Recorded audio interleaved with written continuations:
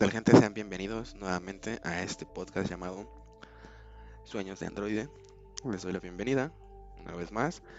Y pues bueno, para el día de hoy tenemos planeado un nuevo cuento.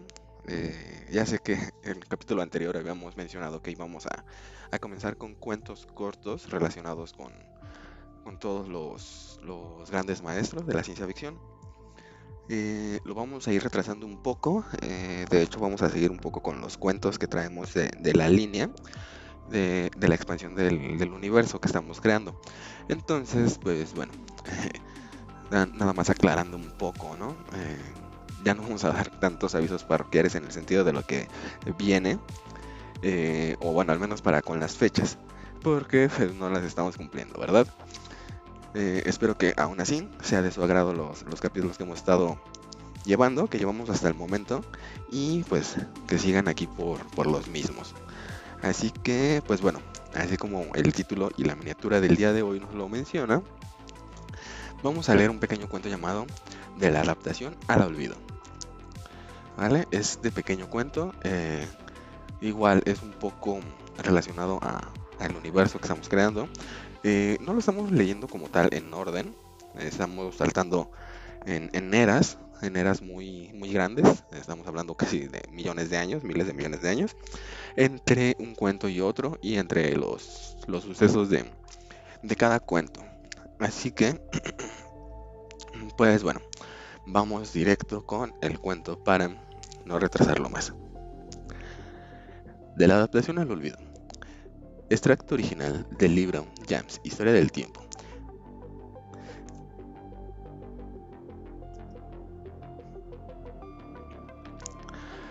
Así es que los llamados vampiros claramente existen. Claro, son reales, o al menos lo fueron. Se desconoce con certeza su paradero, tanto histórico como físico, en la actualidad. Para comenzar, te confesaré que no poseen ni la fuerza, ni la velocidad, ni la vulnerabilidad, ni ningún tipo de magia antigua, arcana, ni nada por el estilo. De hecho, no poseen ningún rasgo sobrenatural, ni siquiera viven más que cualquier persona promedio. En el amanecer de la humanidad, los individuos poseían una capacidad aumentada de regeneración, es decir, si no fuese por los peligros del día a día de aquel entonces, podrían haber alcanzado edades aún mayores de las que se viven hoy en día. Para ser claros, se estima que un humano promedio tendría una expectativa de vida de 200 años. Con los cuidados y comodidades de la actualidad, que es bastante considerando la expectativa de vida hasta hace no más de 500 años, pasando de la materia al estudio. Definiendo la vitamina D. La deficiencia de esta produce calcificaciones en los órganos internos, convirtiéndolos en órganos rígidos e impidiendo su correcto funcionamiento.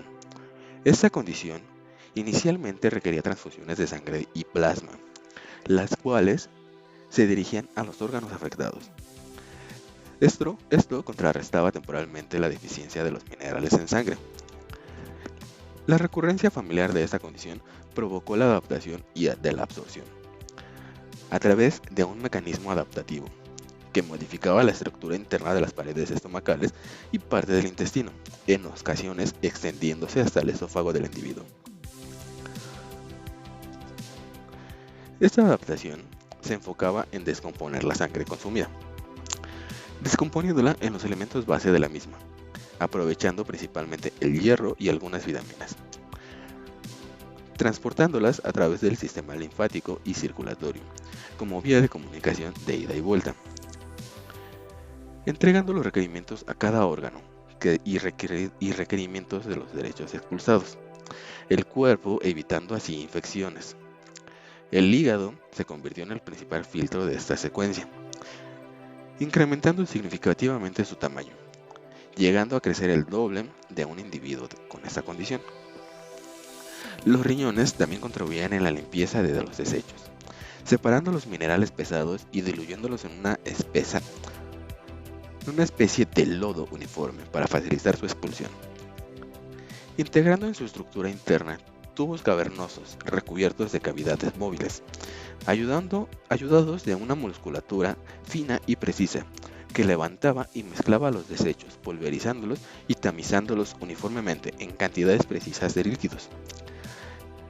Este complejo sistema de conversión y transportación de vitaminas y minerales llevó al cuerpo a compensar la baja producción de estos mismos. Como pasa con cualquier afección, la restricción de sangre para obtener sus necesidades no mataba de inmediato al individuo.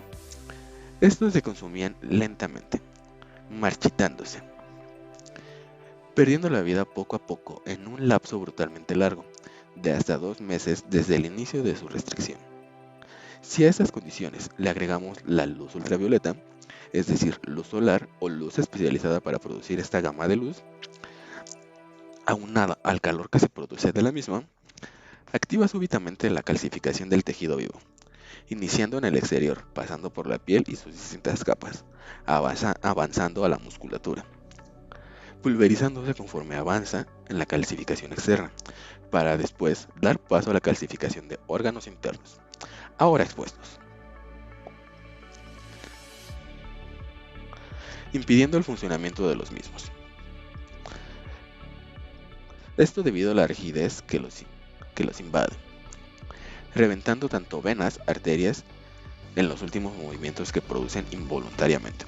En casos extremos, al reventar los conductos, así como los órganos, en una rápida sesión produce la sensación de una explosión del cuerpo, no dando tiempo a que la total de la materia orgánica se convierta en roca, expulsando entrañas en los alrededores del suceso. Este proceso en ocasiones aún más raras, se produce de manera acelerada, pero no lo suficiente como para explotar, lo que produce fuego, algo semejante a la combustión espontánea. Con respecto a las leyendas que se cuentan de esta subespecie, varían bastante, pero tienen sus orígenes con los encuentros con los humanos comunes. Respecto a su velocidad y fuerza pasa lo siguiente. Como tal, estos seres por su misma deficiencia suelen ser más débiles, menos ágiles que el promedio de los humanos comunes. Como con cualquier dieta, si su alimentación es adecuada y completada con ejercicios para alertar los sentidos y la fuerza física, su rendimiento será similar a una persona con un régimen similar de la ejercitación y alimentación saludable. Es decir, serían superiores en algunos sentidos al promedio de los humanos, pero nunca mejores que los humanos en sí. Uno de los puntos que podría apoyar la idea de su superioridad física podría venir de la complexión física tan peculiar, derivada de su adaptación, por lo que su cuerpo incrementa musculatura de forma poco convencional, sino que las fibras musculares aumentan únicamente su densidad, incrementando la resistencia de las mismas, otorgando fuerza física que convencionalmente no se relaciona con la complexión delgada. En cuanto al tema de su supuesta velocidad inhumana, regresamos al punto de partida de los encuentros con humanos. Para su alimentación, debido a su inferioridad, de regla general, suelen no alimentarse en solitario, sino que aprovechan sus números y crean estrategias basadas en el miedo derivado de la persecución, y crean estrategias basadas en el miedo derivado de la prestidigitación inducida en una persecución como la caza mayor. Suelen guiar a la presa en un camino previamente marcado, en el cual se tendrá preparada una emboscada a las presas seleccionadas. Al llegar al punto preparado, los individuos de los que se alimentarán son sorprendidos por un par de seres. Esto, derivado de la confusión e histeria del momento, podría dar la ilusión de que el ser que dejaron atrás en la persecución ahora se encuentra frente a su presa, y sin signos de agotamiento visible, aportando esta aura de misticismo y extrema fuerza, dando pauta a que se extienda la leyenda de estos seres, ya que muchos humanos logran escapar de la emboscada, ya que por la inferioridad física de estos seres, evaden el contacto físico innecesario. Ahora, si justificamos la idea de que son inmortales, se debe a un efecto secundario de su propia adaptación. Las células se replican de forma constante y sencilla, por lo que suelen ser dominantes con los genes transmitidos. Cuando estos seres se reproducen, que lo hacen de forma convencional, transmiten esta condición a su descendencia. Al poseer estos genes dominantes, el producto concebido comparte similitudes demasiado marcadas con su progenitor y casi ninguna con su propia progenitora. La anemia presentada en la progenitora generalmente lleva al fallecimiento de la madre, produciendo en la mayoría de los casos también la muerte del producto. Esto obviamente por el exceso de absorción de requerimientos. Para el caso de los productos que llegan a término, desarrollan rasgos e incluso aptitudes similares al progenitor. Con temor a ser redundante, estos rasgos tan característicos se heredan. Gracias a la programación genética tan acentuada y dominante de la subespecie, así como los hábitos compartidos por la memoria celular, compartiendo hasta cierto punto una conexión empática con su ascendencia y descendencia directo. Esto llevando inevitablemente a descubrir su naturaleza, obligando a alimentarse de los humanos a su alrededor. Estas semejanzas llegan a un punto que hacen parecer a las personas que se tratara del mismo individuo. Si, por ejemplo, un pequeño niño de 10 años, por colocar una edad, que posea la capacidad de tener recuerdos relativamente claros, se llegara a topar con un individuo que posee esta adaptación y rodeado de esta aura mística, creada por los rumores del poblado que habiten, aunado a sus características físicas, altos, válidos, casi cadavéricos, de ojos hundidos, enmarcados en unas cuencas casi negras y mandíbulas pronunciadas, que resaltan unos grandes dientes, claramente producirá un recuerdo relacionado con el misticismo de este ser, arraigando ese recuerdo en lo más profundo de la mente del pequeño niño. Ahora, supongamos que al pasar de los años, el supuesto vampiro se reproduce y que por alguna razón del destino cambia de residencia por varios años, al punto de perecer. Pero el pequeño vástago necesita poner en orden todas las propiedades y bienes de su ahora fallecido padre, lo que inevitablemente lo llevará hasta el pueblecillo, nuevamente. Supongamos, unos 50 años después del primer recuerdo de este ser humano, por lo que al momento tendría unos 60 años. El regreso de este ser provocaría el recuerdo de este encuentro. El humano relacionará la imagen que tiene aquel ser conocido cuando niño con la imagen que tendría frente a sus ojos, provocando miedo. Un miedo primitivo. El miedo de la inexplicable juventud. Aparentemente nunca perdida por el ser que ahora ve con sus propios ojos, haciéndole creer que se trata del mismo ser. Este miedo lo obligaría a pasar por alto las pequeñas diferencias que podrían denotar el hecho de que se tratan de dos seres distintos. Diferencias que su cerebro ajustará a su viejo recuerdo. Diferencias como el color de sus ojos, el color de su cabello, incluso el tipo de cabello, el tono de su propia piel, ya que a pesar de que siempre suelen ser muy pálidos, la gama de pigmentación claramente puede distinguirse. Su estatura, incluso algunos rasgos característicos del rostro, como marcas lunares o cicatrices.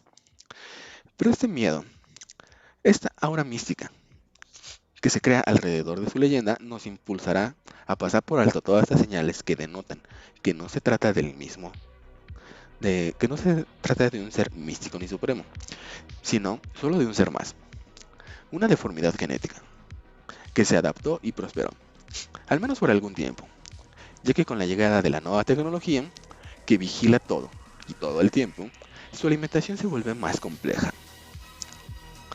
lo cual llevaría a descubrirlos tarde o temprano, si es que no fueron ya descubiertos y erradicados hace algún tiempo. Es algo que muy pronto confirmaremos. No representará ningún tipo de amenaza, al menos no ahora, que conocemos toda esta información. Ya no más.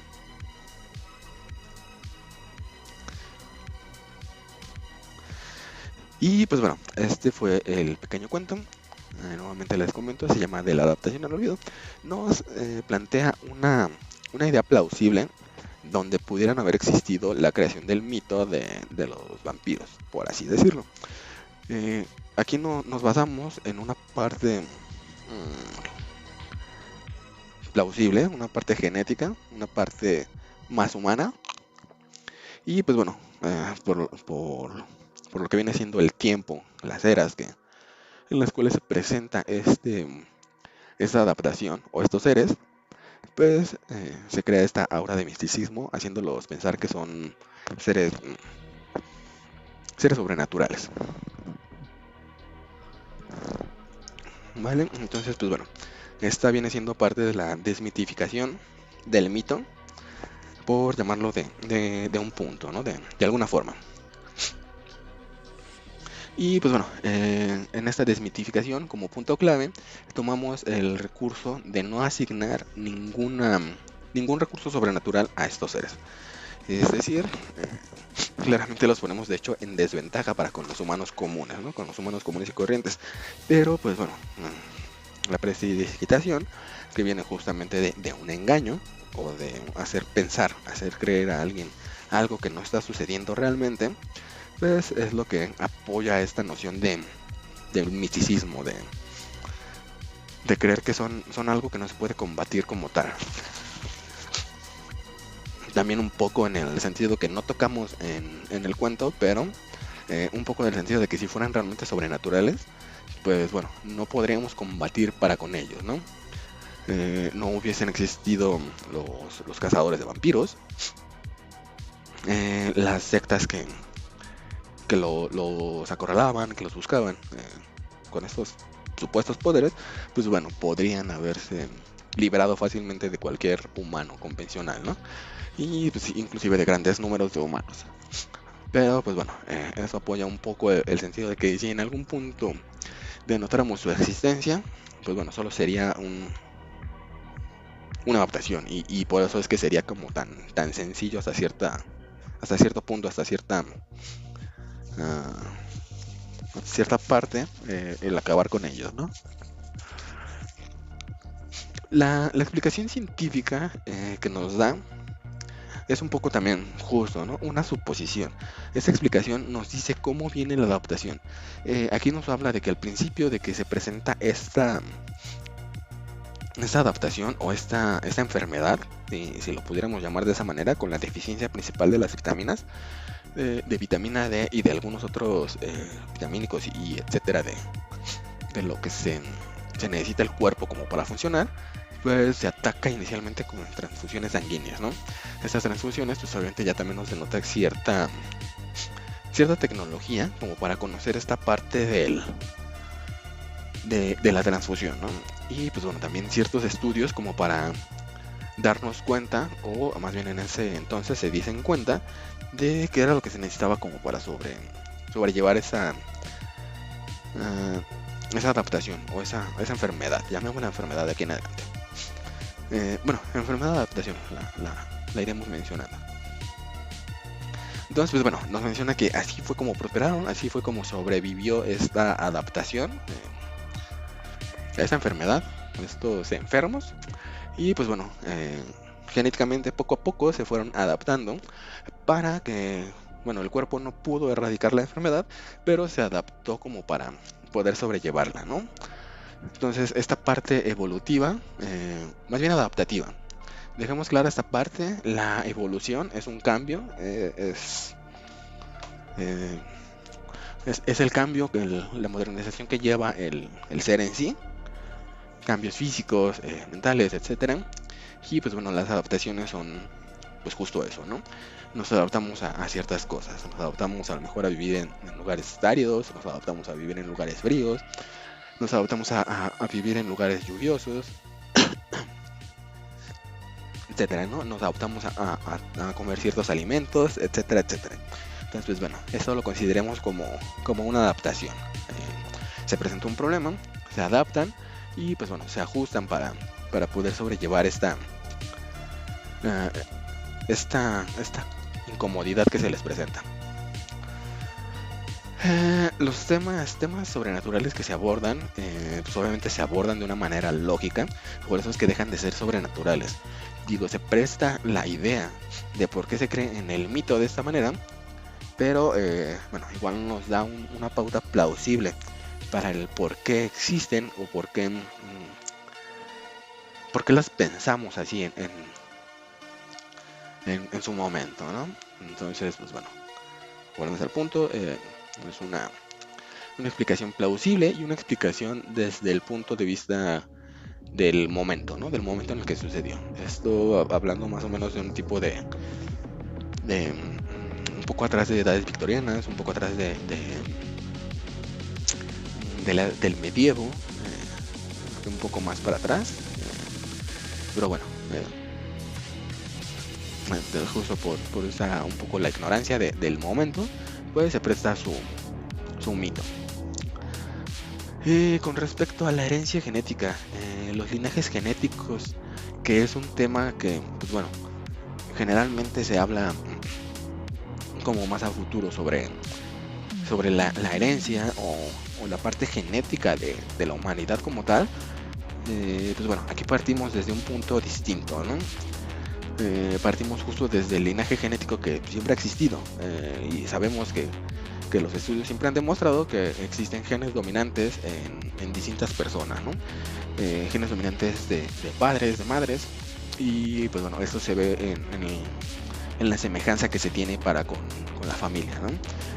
Algunas veces pues la mezcla es muy constante, es muy indefinible, porque pues realmente la mezcla al fin y al cabo de genes para crear una nueva vida, pues es un poco lo que busca, ¿no? Crear individuos distintos, crear individuos más complejos. Pero bueno, aquí nos habla de que justo los genes dominantes prácticamente toman la delantera, y por esto es que se asemejan tanto, ¿no? Es justo como decir un poco, no puedes negar que es tuyo, ¿no? Un poco la sugestión generalizada, el manejarse un poco, el manejo de masas, es muy interesante, el cómo lo llevan. Precisamente lo pudieron haber hecho inconscientemente, porque bueno, yo creo que ese no fue su idea principal, causar miedo a las masas, pero pues, bueno, un efecto secundario, ¿no?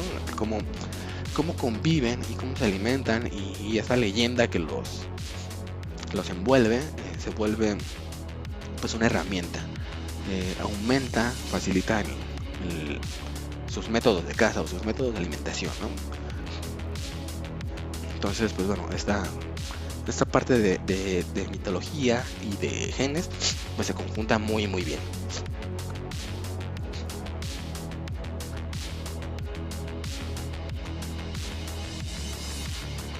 Y pues bueno, un poquito lo que empujamos el relato hacia colocarlo, posicionarlo sin decir alguna era o algún tiempo en específico, el impulsarlo hacia un momento cultural e histórico de la humanidad, pues bueno, también es interesante, ¿no? Porque se presta justo al momento adecuado, bueno, el momento adecuado en el que pudo haber prosperado. Si este mito hubiese comenzado antes o hubiese comenzado después, pues bueno, habría sido también tal vez un poco complicado el que funcionase, ¿no?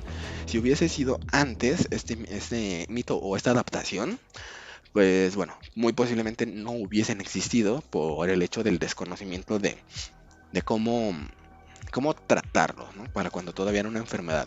Es decir, nos vamos a tiempos, por ejemplo, casi prehistóricos, por así decirlo, hace unos 50.000, 100.000, 150.000 años, pues bueno, serían individuos que prácticamente morirían al nacer porque no tendrían un tratamiento como tal.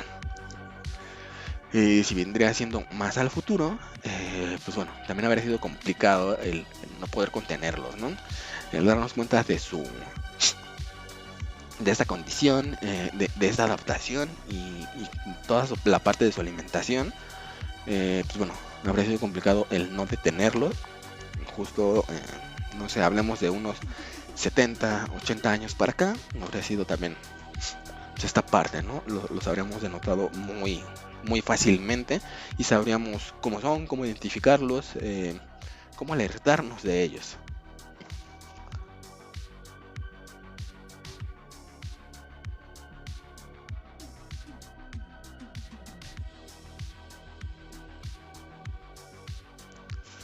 Entonces, pues bueno, ahí está un poco el cómo nos apoya la parte del concepto histórico, ¿no? Del punto histórico en el que esto sucede. Lo suficientemente evolucionados o lo suficientemente educados para poder apoyar esta enfermedad, y pues, lo suficientemente ignorantes como para permitir que sucediera, ¿no?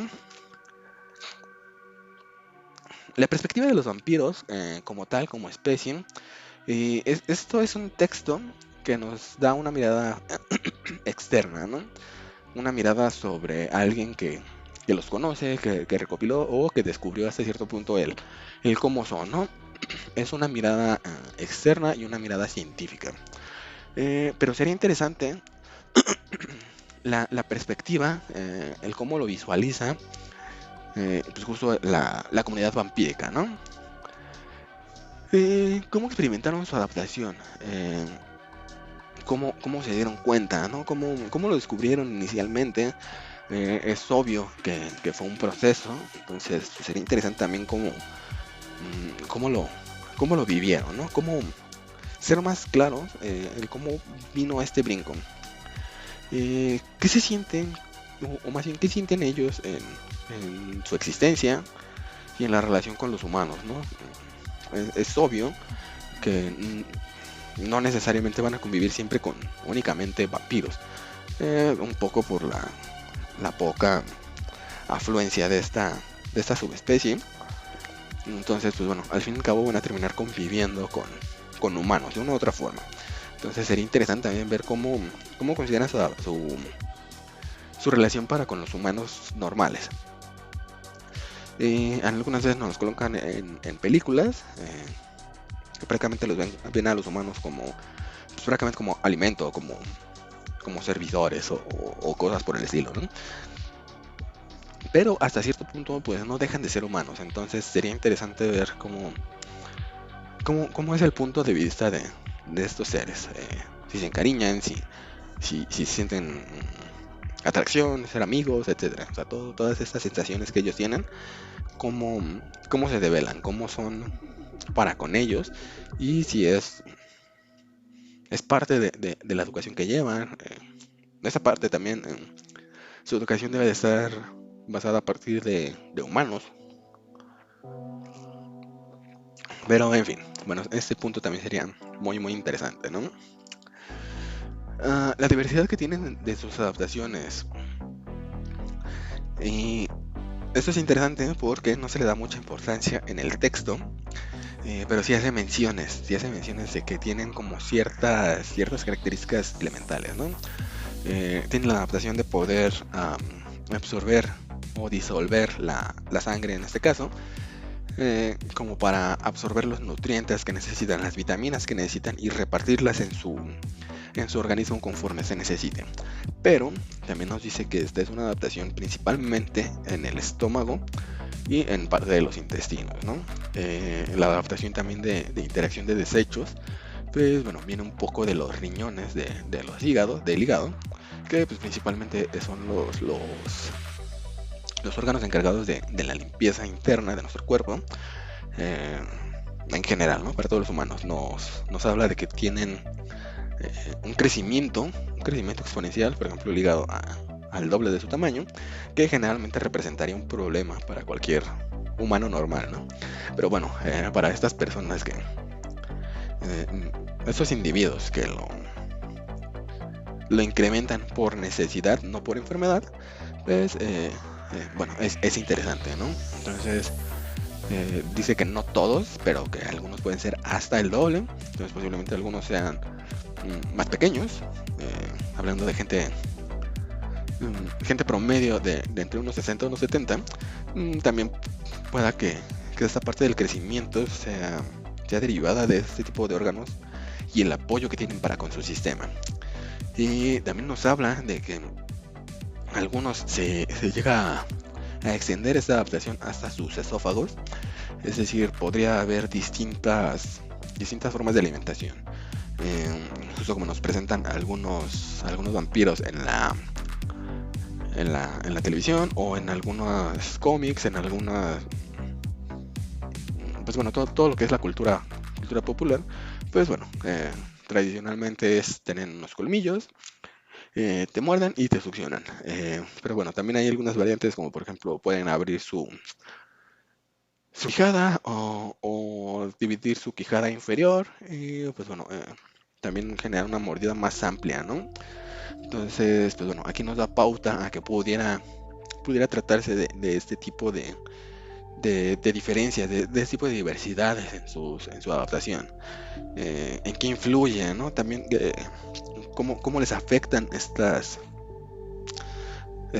adaptaciones para con su entorno, ¿no? Es complicado si les hace más fácil, más difícil su alimentación, si también de aquí derive un poco el cómo detona su posible destrucción, que también nos habla de cómo mueren, un poco con las restricciones, un poco con forzando a que suceda, pues bueno, también de aquí pudiera tener algo que ver esta diversidad, ¿no? También, pues bueno, nos pasamos a otros puntos, como la interacción con la ciencia en todas sus etapas, ¿no? Al fin y al cabo, volvemos al punto, cuando se descubrió teníamos cierto nivel tecnológico, cierta ciencia que pudiera denotar cuál era el requerimiento de estos seres, pues para que subsistieran, ¿no? Antes de que realmente fueran como tal un problema, sino que fueran como humanos con un problema, con una enfermedad. Y pues bueno, ¿cómo se relaciona a la ciencia moderna, ¿no? Si esta subespecie siguiera existiendo, ¿cómo encajaría en esta nueva sociedad? ¿Cómo encajaría en la parte médica, en la parte social, ¿no? ¿Estaríamos dispuestos a curarlos, a aprovechar sus adaptaciones, a experimentar para descubrir alguna otra cosa, ¿no? No sé si sea posible extraer algo bueno de esta parte, o hasta dónde pudiéramos llegar la experimentación para con ellos, ¿no? ¿Serían aceptados? ¿Cómo vivirían en la sociedad, ¿no? ¿Se erradicarían? No sé. Hay varios puntos que son muy muy interesantes en este sentido. Pues bueno, sabemos justo que las minorías nunca han tenido una buena aceptación, siempre de inicio. Pero pues bueno, en esos extremos, o sea, no estamos hablando de minorías, ¿cómo decirlo?, ideológicas, sino de minorías más, pues sí, como tal, más clasificadas, porque serían estructuralmente y físicamente distintos, y aparte podrían provocar cierto daño a la sociedad como tal. Pues bueno, no sé, creo que sería un poco como cualquier posible infractor de la ley. El que tengas la posibilidad de hacer daño no significa que lo vas a hacer, pero pues se vuelve también peligroso, ¿no? Te vuelve esta adaptación, te vuelve como objeto de precaución. Entonces sería interesante de ver cómo, si existieran y si fuese una condición como tal, como nos la presentan, cómo los incluiríamos. Si no los hubiéramos exterminado en algún punto, digamos, en la inclusión de la sociedad actual, ¿cuál sería su papel? Sería interesante saber cómo, si ellos lo aceptarían, si nosotros los aceptaríamos, si moralmente sería correcto incluir o relacionarse con esas personas o viceversa, no sé. Es muy raro, ¿no? El punto de vista de la inclusión, que de aquí deriva un poco justamente el nombre, ¿no? De la adaptación al olvido. Obviamente al olvido porque pues si existieron, posiblemente ya no existen, posiblemente sí, pero realmente nadie lo recuerda más que en el breviario cultural, ¿no? vampiros y las sagas en cómo las presentan al día de hoy. Desde la biología evolutiva, lo interesante es la complejidad que representa una adaptación tan rápida. Es decir, generalmente pues justo, ¿no? Nos adaptamos a distintas velocidades, pero no suele ser como tan veloz como aquí nos lo presentan. Habla de generacionalmente, pero también justo nos sitúa en un punto del inicio de su conocimiento, o del inicio de su tratamiento, de dónde vienen, a el punto en el cual suceden los hechos. Pues bueno, no nos plantea fechas como tal, pero sí nos da a entender que es un lapso muy muy corto. Hablemos tal vez de menos de 100 años, ¿no?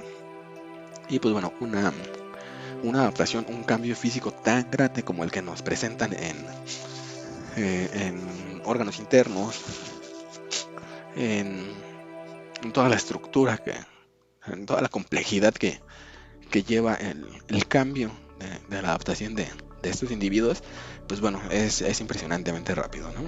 Pocas bacterias, pocos organismos llegan a ser tales cosas, ¿no? Principalmente organismos grandes, hablen, no sé, de animales, no sé, hay infinidad de ejemplos que podríamos poner en respecto a adaptaciones que suelen derivarse de radiación, ¿no? Suele ser un precursor veloz como para los cambios, ¿no? Las adaptaciones, pero también vienen muy enfocados a la parte de la radiación, estos cambios. Y pues bueno, aquí justo está enfocado un poco a las deficiencias, pero pues bueno, es justo nada más interesante el hecho de concretar la teoría de que existieran y la velocidad con la que se ajustaron a esta deficiencia, a esta enfermedad. Desde la sociedad y el miedo colectivo, justo sería como lo que decíamos, la aceptación, como sería a partir de las leyendas y el conocimiento que se tuvo de estos seres, ¿no? Yo en lo muy personal creo que hasta cierto punto sería irrelevante el decir que tienen una condición como tal, pero pues bueno, digamos que se ha hablado en varios lugares, ¿no? En varios libros, en varias películas, en varios libros, en varios todo. El humano como tal es inteligente. Ah, ya recordé, es una película de bueno, no la voy a referenciar. Bueno, más bien la voy a referenciar, no voy a decir su nombre. El humano es inteligente. La especie o las masas suelen ser muy estúpidas, ¿no? Entonces, pues sí, es un poco la aceptación, el cómo lo vemos, cómo lo ven los demás, como para acoplarnos a lo que dicen o a lo que quieren, para no quedarnos fuera de la estructura social como tal. Entonces, pues bueno, ese es el punto social, y el punto del miedo colectivo que podría producir un descubrimiento de seres como tal. Y pues bueno, ya también si nos vamos y pasamos un poquito a lo que viene siendo la cultura popular o la literatura gótica, el terror, todas las expresiones en las que nos encontramos con estos seres suele ser más romantizadas. Entonces es justo muy curioso cómo lo manejamos, ¿no? es una idea la cual pues justo produce miedo. La idea principal es producir miedo.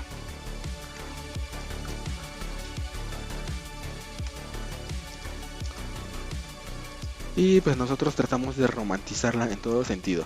De regla general existen dos vertientes.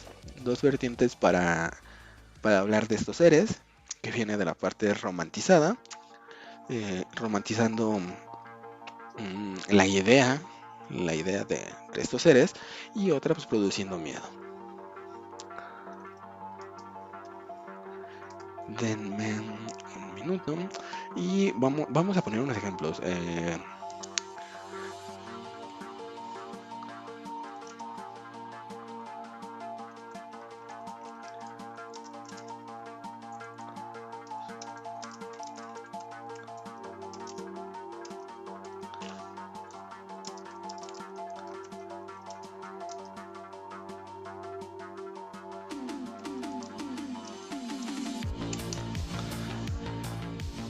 Pues bueno, sí, les contaba, son principalmente dos vertientes. Nos tomamos mucho por la parte del miedo o por la parte de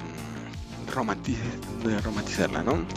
En la parte más conocida tenemos como por ejemplo películas, llamemos Nosferatu, Drácula, El mundo de los vampiros, esa es muy chistosa.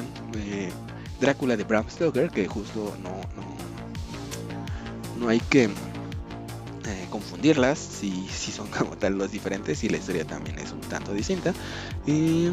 Los vampiros también se presentan en distintos puntos. Hay una película, no sé qué tan nueva sea, sí ya tiene sus años, donde nos presentan es la última que sacaron de Noé, donde va a visitar a su padre y pues bueno, su padre conoce a otro individuo que va como a pedir consejo, ¿no? Que esta persona nos habla de que es el primer vampiro de la humanidad. También tenemos Entrevista con los vampiros. Si no la han visto, se las recomiendo. Es buenísima. Fue uno de mis primeros acercamientos para con el mundo gótico, el mundo del vampirismo. Un primer contacto con este sentido, ¿no? También existe, obviamente, toda la saga de Inframundo.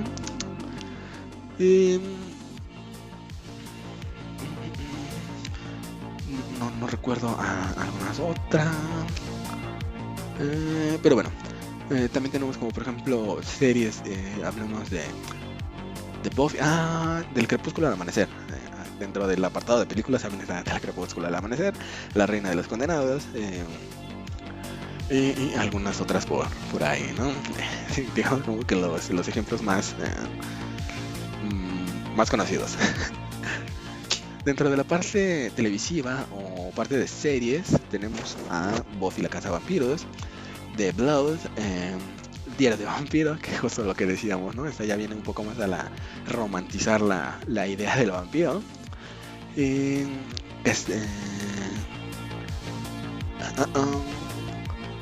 Castlevania, sí, Castlevania entra un poco dentro de la parte terror. Digamos que cuando los protagonistas son vampiros, se apega un tanto al romanticismo, y cuando son combatidos, pues suele ser más de terror.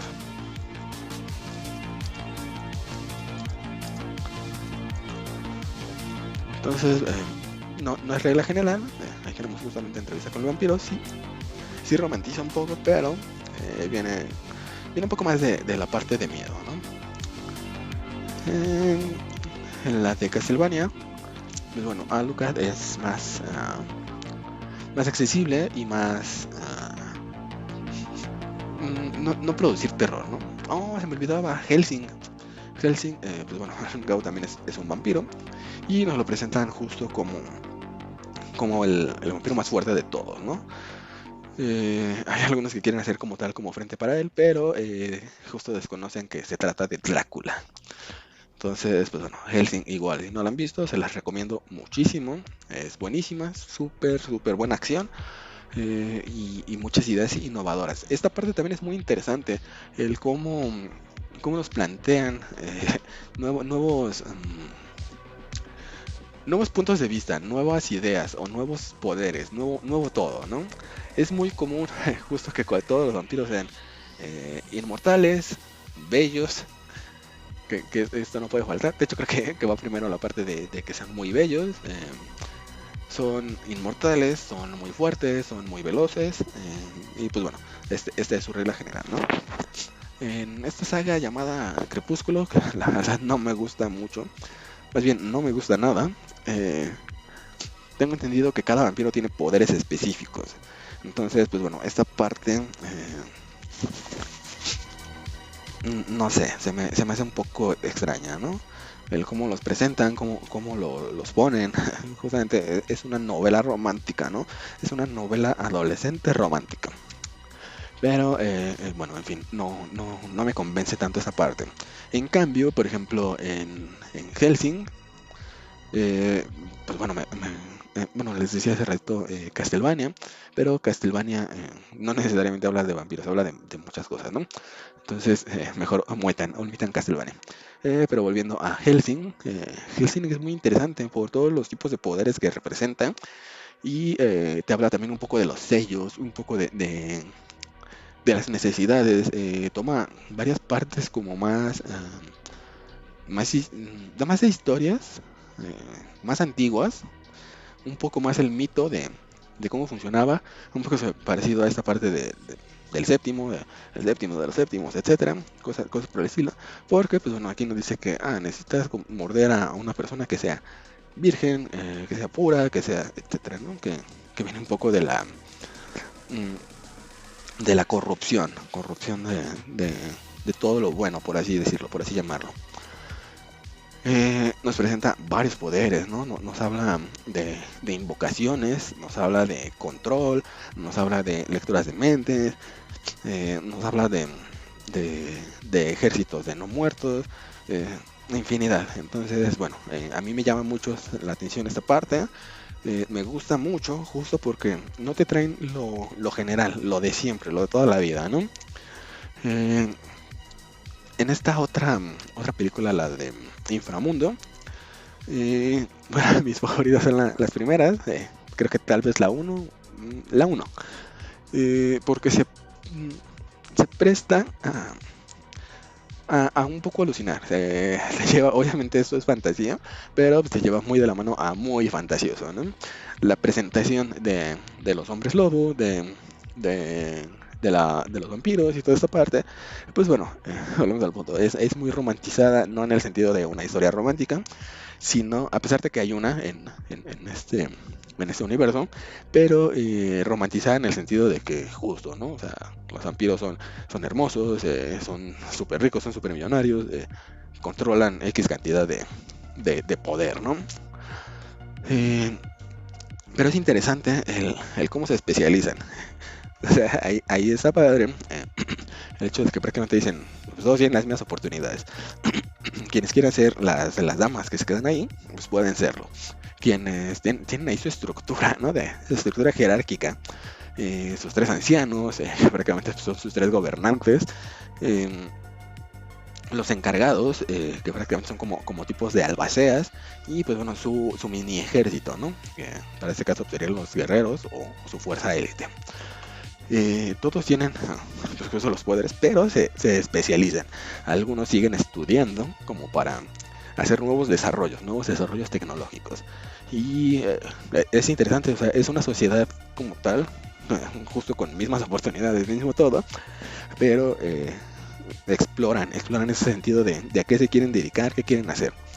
Entonces, pues bueno, justo esta parte me gusta mucho, me llama mucho la atención y se me hace muy muy interesante. Se me olvidaba un poquito esa película de Drácula donde sale Van Helsing. La de Van Helsing donde justo es el cazador y que resulta ser que sí es Gabriel y en fin. Espero que ya todos la conozcan y si no la conocen, pues bueno, puros spoilers, ¿no? Esta película también me gusta mucho, justo por la premisa que lo plantea, ¿no?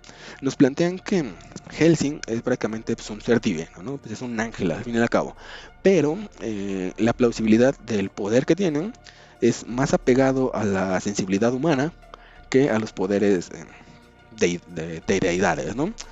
Entonces es muy interesante cómo el desconocimiento de su ser provoca esta sobajación, ¿no? Ok, si eres más hábil y todo que el resto de los humanos, pero digamos no tienes poderes de transformarte, no tienes poderes regenerativos, no tienes poderes, etcétera. Entonces es interesante también cómo lo plantea esta parte de la religión, ¿no? les repito, me gusta mucho. Es muy interesante el cómo lo pintan, el cómo Drácula posee cierto conocimiento, cómo tiene su idea de prosperidad, y también es muy interesante justo cómo lo plantean a él como único vampiro, ¿no? Eh, hay cosas muy extrañas, justo en el tipo de la conversión. Existe aquí la parte de la conversión y la parte de dar a luz. Entonces se me hace también muy novedoso. Entonces, pues es interesante, es novedoso, es entretenido. Aquí también me gustaría retomar porque, como lo hemos visto en varias de las películas, series o lo que sea relacionadas con vampiros, pues bueno, no podemos pasar por alto justo la denotación del hombre lobo, ¿no? Eh, Aquí esto es muy claro el cómo lo plantean y cómo los mitos más viejos hacen referencia a esto, ¿no? Siendo muy claros y sin extendernos demasiado a lo que viene siendo la historia de las sucesiones, existen infinidad de cuentos de quién es el primer vampiro, cómo surgió el primer vampiro, etcétera, ¿no? Algunos que dicen que Caín fue el primer vampiro, algunos otros que Lilith fue la primera vampiresa, algunos bueno, de origen abrámico bíblico. También existen algunos otros que justo hablan de los primeros hombres en la humanidad, que pues bueno, se convirtieron, ¿no? Hay muchos mitos. Castigo divino, castigo diabólico, también se habla, hay un mito donde se dice que una persona era tan mala que nada querían en el cielo, nada querían en el infierno. Es muy recurrente hacia la parte de la religión. Entonces, pues bueno, lo que decíamos, ¿no? La parte vampírica viene mucho de la corrupción. Si tienes que infectar a alguien, los mitos más antiguos, volvemos al punto, decían esta parte, ¿no? Decían que tenían que infectar a una persona que fuese virgen y pura, de buenos sentimientos, prácticamente, ¿no? Entonces, volvemos a esta idea. Es la corrupción de lo mejor, de lo más bueno. Y entonces esta idea, pues justo es la corrupción de la parte espiritual. Entonces los vampiros absorben la sangre porque pues también se creía que el espíritu, el alma, pues estaba en la sangre. De hecho, por eso al día de hoy siguen existiendo varias religiones que prohíben las transfusiones de sangre. ¿Por qué? Porque creen que estarían incompletos, ¿no? Si tú pierdes sangre, te vuelves una persona incompleta. Cualquier persona que tenga una transfusión, pues ya no entraría a su cielo. Entonces, pues bueno, de aquí viene, principalmente de la parte de la corrupción del espíritu, del alma, pues toda esta parte, ¿no? También justo por eso sale la parte de la inmortalidad, ¿no? Si pierdes tu alma inmortal, pues bueno, tu cuerpo se vuelve inmortal, pero penando por esta alma inmortal. Entonces de aquí viene el sentido de la corrupción de un vampiro o de la corrupción vampírica. Y tenemos su contraparte, que es la misma corrupción, pero la corrupción carnal, es decir, el cuerpo físico y en todos los sentidos la abominación humana, ¿no? El hombre lobo justamente representa esta parte, la corrupción del cuerpo. Por eso son un complemento. A pesar de que en teoría los planteamos como rivales, pues bueno, son un complemento el uno del otro. Que justo esta película de Hellsing es un poquito lo que quiere llevar a cabo, ¿no? Por eso existe uno con el otro. Porque solo entre ellos pueden acabar. Esta corrupción, la transformación del cuerpo, pues obviamente nos muestra la destrucción de nuestro cuerpo físico. A pesar de que se puede reconstruir justo por la retransformación, pues bueno, es la idea que quieren expresar. Y los vampiros se alimentan de la sangre porque es la parte del alma, la parte espiritual. Y los hombres lobos se alimentan de la carne, obviamente la parte carnal. Los hombres lobo, a pesar de que viven mucho tiempo, no se les da, o al menos en un principio, no se les daba connotaciones de inmortalidad. Esto pues justamente porque era, digamos que esta dupla, ¿no? Uno es inmortal, el otro es terrenal. Uno es carnal y el otro es espiritual. Entonces es un poco el complemento, el cómo funcionan estos seres y por qué justo suele relacionarse uno u otro. Y son pocas las historias en las que no se hace ninguna referencia entre uno y otro.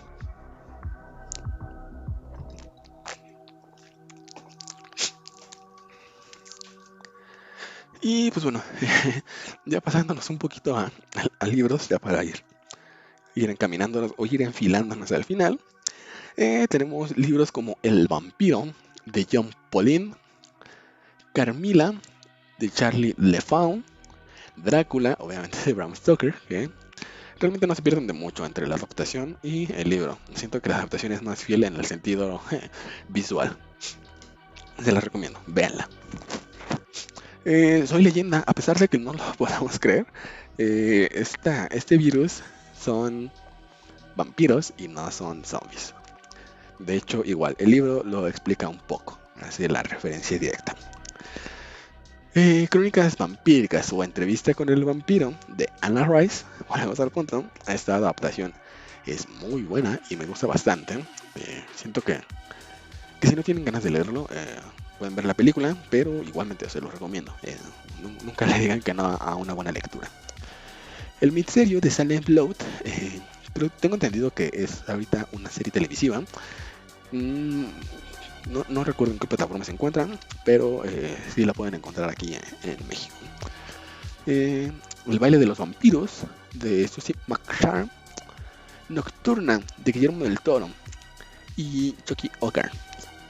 La saga de Crepúsculo, que bueno, les repito, no me gusta a mí. Pero bueno, ahí la tienen, ¿no? También es libro. Tenemos El Pasajero 23 y tenemos Blade, que pues bueno, es entre libro, cómics y infinidad de partes de esta obra, ¿no? Pues bueno, todas las adaptaciones de vampiros en cine, televisión, libros, etcétera, sí nos hablan de vampiros mitológicos y sí nos hablan de vampiros sobrenaturales, que no es el caso para con nuestro cuento. En nuestro cuento es muy claro, nos dicen no son vampiros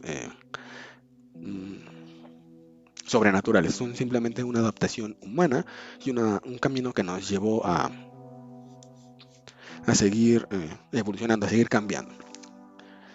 Entonces, pues bueno, prácticamente es eso. Este cuento no tiene una referencia o un mensaje súper profundo como anteriormente nos ha sucedido, pero pues sí, lo quería venir a traer porque se me hizo una historia bastante interesante. Se me hizo una historia